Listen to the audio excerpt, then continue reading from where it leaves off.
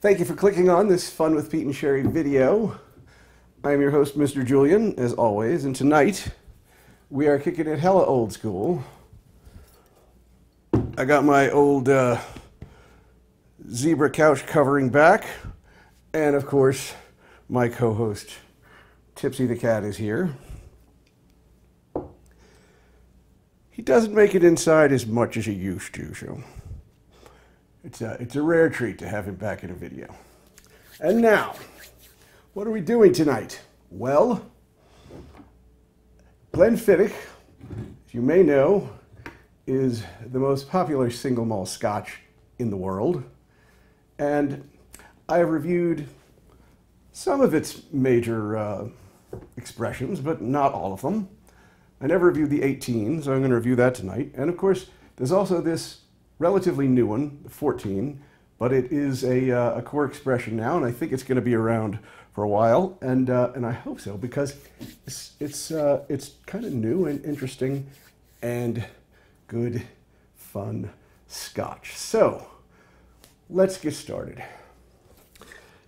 This one is aged in American oak, ex-bourbon barrels. I don't know if it's first fill or if it's just a fairly high prevalence of first fill, along with some refill. Whatever it is, you're certainly getting a tremendous amount of effect from the ex-bourbon casks. And the effect is kind of so intense that it kind of changes the way you might perceive what it is that bourbon barrels do to scotch.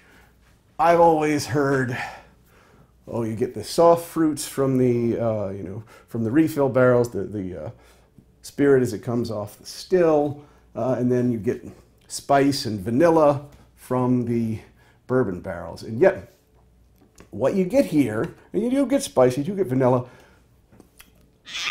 but it's a really fruity scotch too.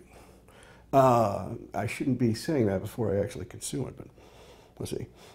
Yeah, right away, it's tangy, it's appley, like a lot of Glenfiddich, but with a lot more going on.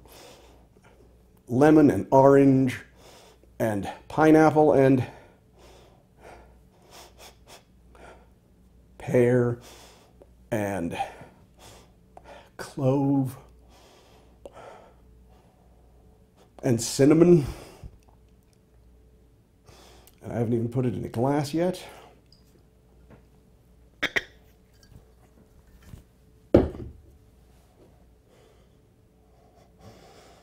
What do you think, Tipsy? No. All right.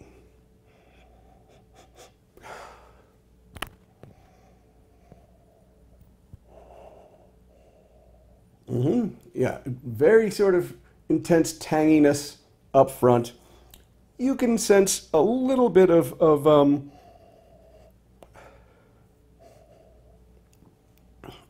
almond or coconut sort of behind that. All right, let's give this the final test.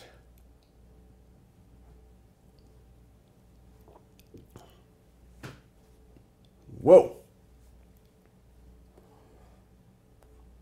Nuttiness, marzipan,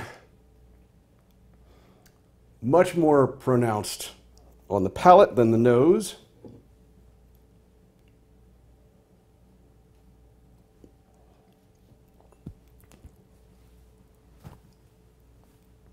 And the tanginess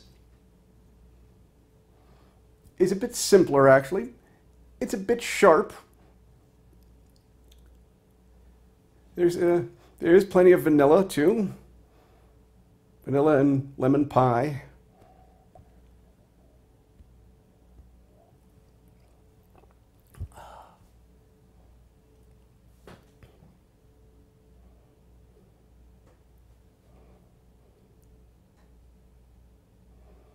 because of that tanginess, you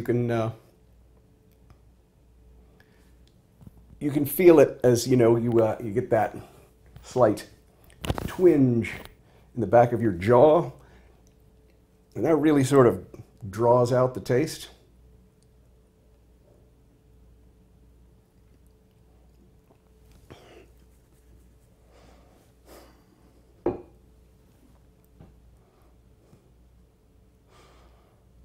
Really just a great new expression from Glenfiddich. And nowadays, I'm actually liking it better than either the 12 or the 15, or the 18 for that matter. So yeah, this is my favorite Glenfiddich.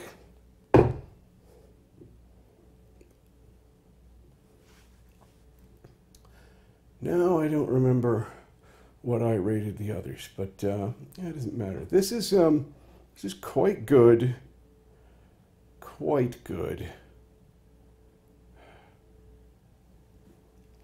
If it's missing something that the because it's lacking the sherry, it doesn't have maybe perhaps as much bottom as Glenfiddich 12. You don't get that chocolatey taste or that just almost creaminess.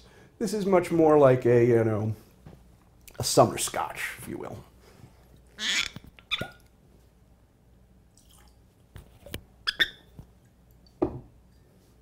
Oh, I wasn't going to do that. I still have to go to the gym tonight. Fuck. Yeah, fuck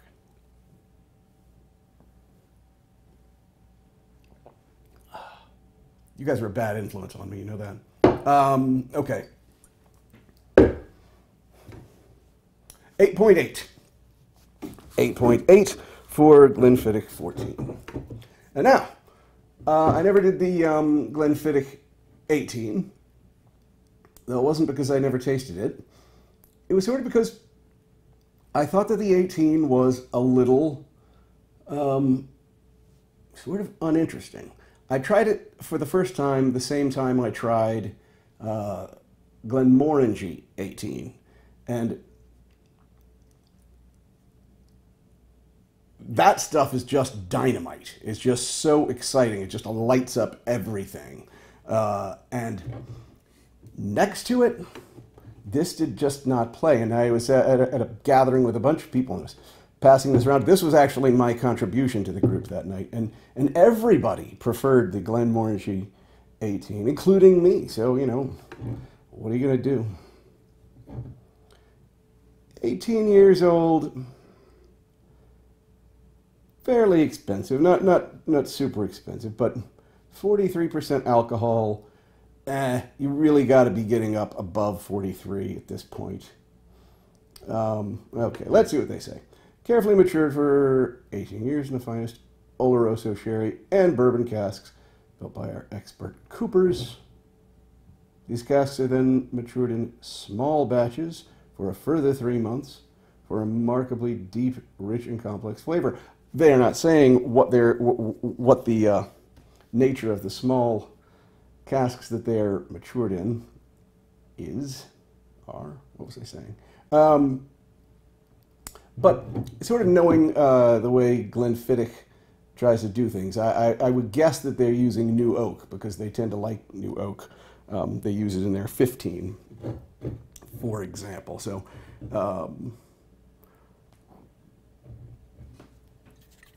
Let's see what we got here.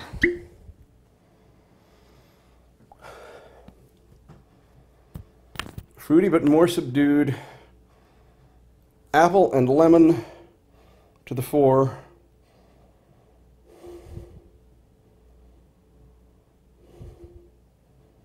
Let's spread it around a little bit.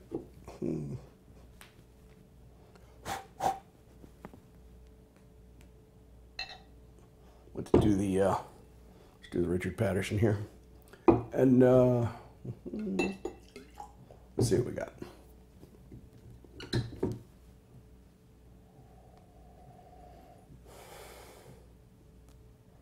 Just not as much going. It's really hard to.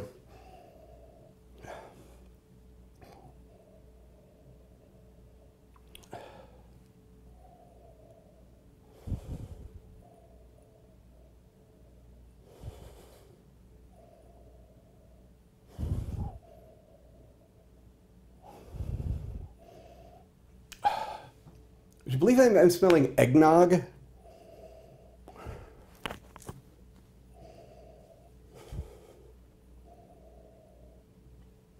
All right, let's taste this.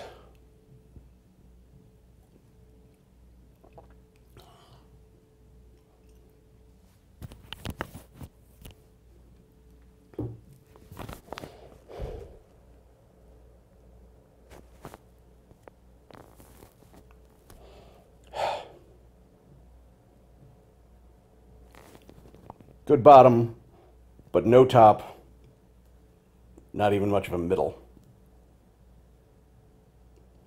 Nice juice.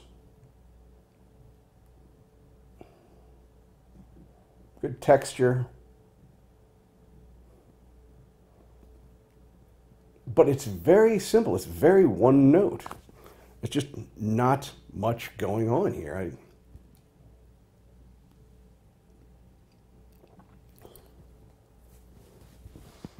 And after you get your one note, it also goes quickly dry.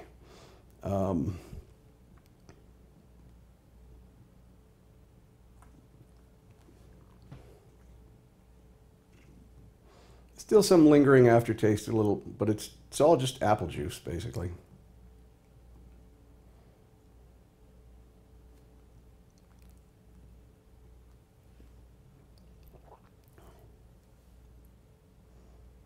It's hard to know what's really going on here because this really doesn't taste like you would think this expression would taste. It sounds like it has everything going for it. And, well, could have a higher alcohol content. You know, it's no doubt artificial color. And no doubt it's chill filtered, but, you know, well, the same with this one, and it tasted fine. So what was the real problem here? Hard to say. Did they bury some bland whiskey in this expression? On the assumption that some whiskey tasters might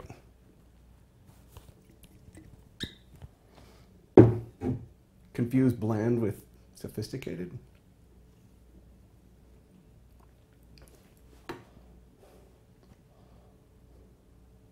Yeah, it's juicy. It's like it's like a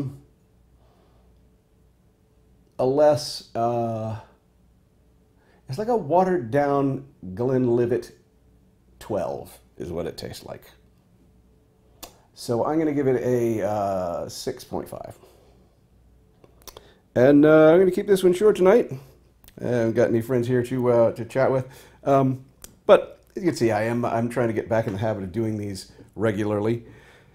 And I'll see you soon.